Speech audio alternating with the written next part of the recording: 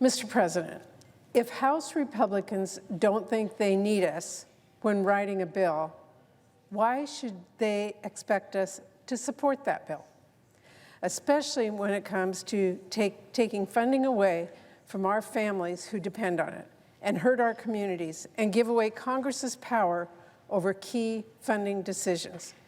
Instead of working with Democrats to invest in working people all across our country and make sure our constituents have their voices heard in government funding, Speaker Johnson abandoned talks and rolled out a bill that includes major cuts.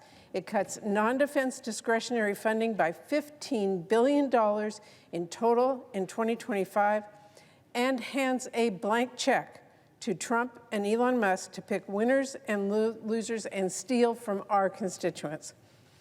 Make no mistake, the entire bill the House is voting on today is House Republicans' own doing, and it is a dumpster fire. So I'm here to sound the alarm about that fire before it spreads. But first, I need everyone to understand, the choice is not dumpster fire or shutdown. I should know. I introduced another option yesterday. It's a short-term CR that would give us the time to finish doing our job and negotiate bipartisan full-year bills. There's no reason we cannot do that, and there is every reason that every single one of us should prefer actual bills that we write to help people over the bill that just empowers two billionaires who are running our government into the ground and our economy into a recession. I really want to make sure all of my colleagues understand how bad this bill is. So if anyone thinks this bill from House Republicans is going to avoid chaos or avoid pain for our country, listen up, because it is only going to add to the chaos. This is not a, quote, clean CR, as some Republicans claim. It cuts programs our communities rely on. And that includes a major 44% cut to Army Corps projects that help mitigate against floods and hurricanes and much else. It cuts medical research into diseases and conditions affecting service members and their families by more than $1 billion. That is over 40%. It leaves a massive $280 million shortfall in NIH's budget, and that is a big cut to research that saves lives. It leaves a shortfall for housing programs. We're talking about 32,000 fewer vouchers. And that, Mr. President, is just scratching the surface. It also completely lacks the basic guardrails we include in all of our funding bills on a bipartisan basis each and every year to make sure that our states and our communities are taken care of and not just subject to the whims of Trump administration or any administration to pick winners and losers. House Republicans are not trying to responsibly fund the government. They are trying to turn it into a slush fund for Trump and Musk to wield as they see fit so that they can shift their focus entirely to tax cuts for billionaires. Right now, we, Congress, have the power of the purse. We have that power to fight for our states, to fight for our families, to bring federal dollars back home and build bridges and feed families and care for veterans and fight for fentanyl, whatever our communities tell us they need. We should not cede that power with this bill. That is really worth sitting with for a minute. We all chose to be here in Congress.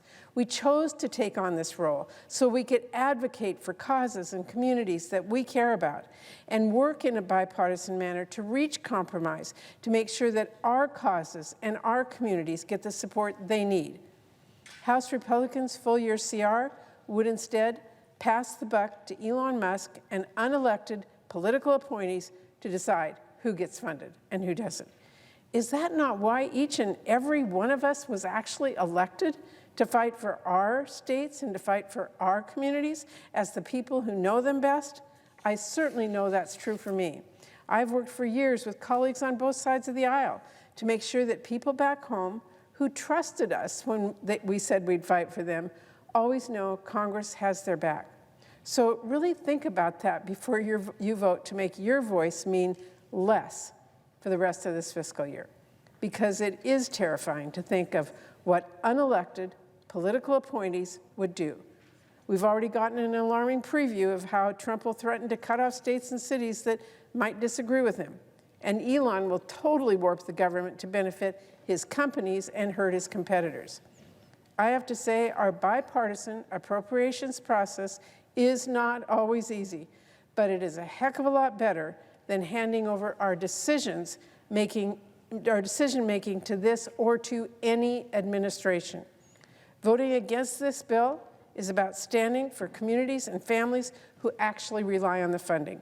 And for our ability, Mr. President, every one of us, for our ability to be a voice for our constituents in Congress. Because what is going to happen when perhaps medical research funding gets sucked away from cancer and Alzheimer's, all because a scientist somewhere worked previously and said that vaccines are safe, and all of a sudden his funding's gone? What happens when you can't get a bridge replaced because the political appointees at DOT don't like the policies your mayor is advocating for? What happens when they reduce staffing at national parks in your backyard because your governor won't deny climate change? The bipartisan directives Congress provides each year with our funding bills help guard against that kind of thing for any administration. And all of that is missing from this disastrous slush fund CR. Through bipartisan compromise, we make sure our communities have a voice at the table. Our taxpayer dollars have a return on their taxes. We should reject this bill. We should pass a short-term CR to avoid a shutdown. And then, Mr. President, we should do our job and work on full year spending bills like we were sent here to do. Thank you, Mr. President. I yield the floor.